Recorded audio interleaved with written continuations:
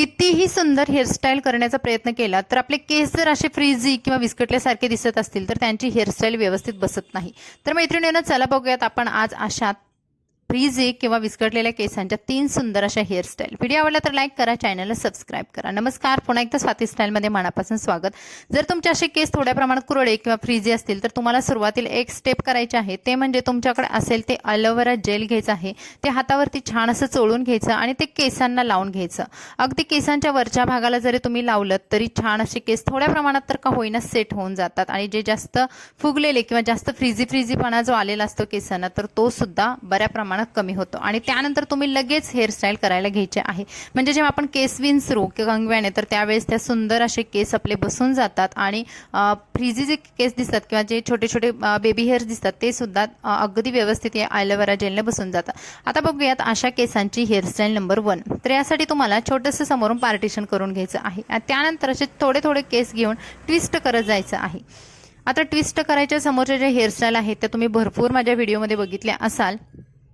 त्याचप्रमाणे आपल्याला अशा पद्धतीने केस थोडे ट्विस्ट करायचे आहेत किंवा जेव्हा सण समारंभ असतो, आपण काठपदराच्या साड्या वगैरे घालतो, नऊवारी साड्या घालतो, ट्रॅडिशनल लुक करण्याचा प्रयत्न करतो, त्यावेळेस तुम्हाला अशा पद्धतीचे जे पार्टिशनवाले हेअरस्टाईल असतात, ट्विस्ट समोरून केलेले हेअरस्टाईल असतात, त्या अगदी सुंदर उठून दिसत असतात आणि त्या लुकला अगदी साजेशा सुद्धा दिसत असतात। आता दोन्ही बाजूने असं ट्विस्ट केलं आणि छोट्या क्लचरने किंवा क्लिपने मी ह्या दोन्ही बाजूचे जे ट्विस्ट आहे ते सिक्युअर केलेले आहेत। समोरचे हेअरस्टाईल झाल्यानंतर आता मी पाठीमागची हेअरस्टाईल तुम्हाला दाखवते। हे जे लावलेले क्लिप होते ते मी काढून घेतले आणि त्यानंतर एक छोटासा रबर बँड घेतला, म्हणजे डिस्को रबर असतात तो घेतला आणि त्याने हे 2 ट्विस्ट आहेत ते छान असे मी सिक्युअर केलेले आहेत। म्हणजे फक्त जे आपण ट्विस्ट करून आणलेले आहेत तेच आपल्याला सिक्युअर करायचे आहेत, बाकीचे खालचे केस आहेत ते कंगव्याने छान विंचरून घ्यायचे। त्यानंतर आपल्याला एक पोणी बांधून घ्यायची आहे। पोणी बांधताना अगदीच मध्यंतरी किंवा खूप वरती बांधू नका, थोडीशी मानेवरती येईल अशा हिशोबाने बांधा, मी व्हिडिओमध्ये दाखवलेला आहे। आणि पोणी बांधताना शेवटचा जो फोल्ड असतो तर तो असा अर्ध्यामध्ये सोडून द्या आणि हाताने तो थोडासा तिथे फुगवून घ्या। त्यानंतर आपले जर असे केस फ्रीझी असतील तर त्यांची ही हेअरस्टाईल खूप सुंदर होते। बाकीचे केस आहेत ते वरच्या दिशेने नेले आणि पुन्हा एक डिस्को रबर घेतला आणि त्या रबरने हे केस सिक्युअर केले। वरचा जो केसाचा भाग आहे तो पुन्हा तिथे ट्विस्ट करायचा आहे। बघा मी अशा पद्धतीने व्हिडिओमध्ये दाखवलेला आहे की वरचा जो भाग आहे तो बघा मी अशा, म्हणजे जो डावा भाग आहे तो उजवीकडे घेऊन गेली, उजवा भाग डावीकडे आणि तो भाग मी खाली घेऊन आलेली आहे आणि त्यानंतर एका पिनने हा भाग सिक्युअर केलेला आहे। खालच्या दिशेने जेव्हा आपला बन किंवा आंबाडा जोडा बनतो तर तिथे जे आपण खाली पिन लावतो तर ती पिन दिसत नाही आणि आपली हेअरस्टाईल अगदी सिक्युअर राहते। तुम्ही बघाल जेव्हा तुमचे केस असे फ्रीझी किंवा थोड्या प्रमाणात कुरळे असतात तर त्यांना असे डोनट वगैरे वापरायची गरज पडत नाही आणि अगदी सुंदर प्रकारे या हेअरस्टाईल होऊन जातात। तर तुम्ही वेगवेगळ्या ब्रॉचने, एखाद्या छोट्या फ्लावरने वगैरे ही हेअरस्टाईल डेकोरेट करू शकता। तर ही झालेली आहे आपली सुंदर अशी फर्स्ट हेअरस्टाईल। त्यानंतर आता आपण बघणार आहोत हेअरस्टाईल नंबर 2। हेअरस्टाईल नंबर 2 साठी पुन्हा मी केस छान विंचरून घेतलेले आहेत आणि सेंटर पार्टिशन केलेलं आहे। बरोबर मधून आपल्याला पार्टिशन करायचं आहे।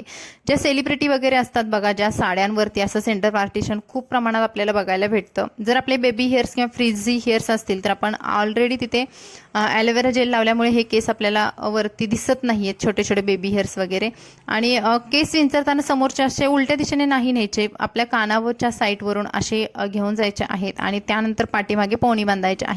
आता ही पोणी बांधताना मानेवरती पडेल असे न बांधता आपल्याला मध्यंतरी बांधायचे आहे। बरोबर सेंटरला मी पोणी बांधून घेतली। त्यानंतर एखादा छोटासा क्लचर घ्या, तुमचे केस दाट असतील तर तुम्ही मोठा घेऊ शकता। त्यानंतर असं मी छोटासा क्लचर घेतला, दुसरा एक रबर बँड घेतला आणि खालचे केस आहेत ते पुन्हा सिक्युअर केलेले आहेत। आता आजच्या व्हिडिओमध्ये तुम्ही बघाल की आपण जास्त काही मटेरियल वापरलं नाही, फक्त रबर बँड आणि पिन्स अशाच गोष्टी वापरून हेअरस्टाईल करत आहोत, म्हणजे जेणेकरून सर्व मैत्रिणींना त्या सोप्या जातील। बाकीचे केस आहेत ते आतमधून रोल केले आणि वरचा जो भाग आहे तो जिथे आपण पोणी बांधली होती तिथे पिनने सिक्युअर करायचं आहे। अगदी दाट केस असतील तर तुम्ही क्लचर नाही वापरला तरी चालेल, डायरेक्टली ही हेअरस्टाईल करू शकता आणि वेगवेगळ्या गजऱ्याने तुम्ही हेअरस्टाईल डेकोरेट सुद्धा करू शकता। ही हेअरस्टाईल सुद्धा खूप सुंदर दिसते आणि झटपट सुद्धा होते। आता बघणार आहोत आपण हेअरस्टाईल नंबर 3। हेअरस्टाईल नंबर 3 साठी समोरचे केस आहेत विंचरून घ्यायचे।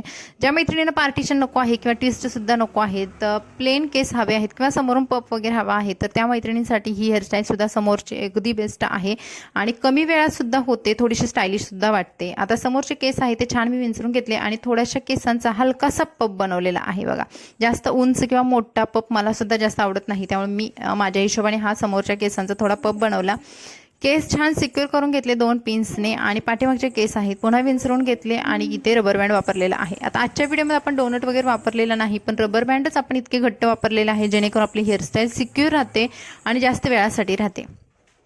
इथे रबर बँड बांधलेला आहे आणि रबर बँड लावताना शेवटचा जो आपण तिडा टाकतो किंवा पीळ देतो केसांना, तर तो बघा अर्ध्या प्रमाणात दिलेला आहे आणि बाकीचे उरलेले केस आहेत तो तिथे जिथे होल बघा हाताने असा तयार केलेला आहे त्याच्यामधून घेतलेले आहेत आणि हे एका साईडला काढून घेतल्यानंतर उरलेले केस आहेत ते माझ्या वरच्या रबर बँडवरून मी कव्हर करून घेतलेले आहे, म्हणजे जेणेकरून मी इथे रबर बँड जो वापरलेला आहे तो दिसू नये आणि माझी हेअरस्टाईल सुद्धा थोडीशी स्टायलिश आणि सुंदर दिसावी यासाठी ही ट्रिक वापरलेली आहे. आणि ही झालेली आहे आपली 3rd नंबर हेअरस्टाईल.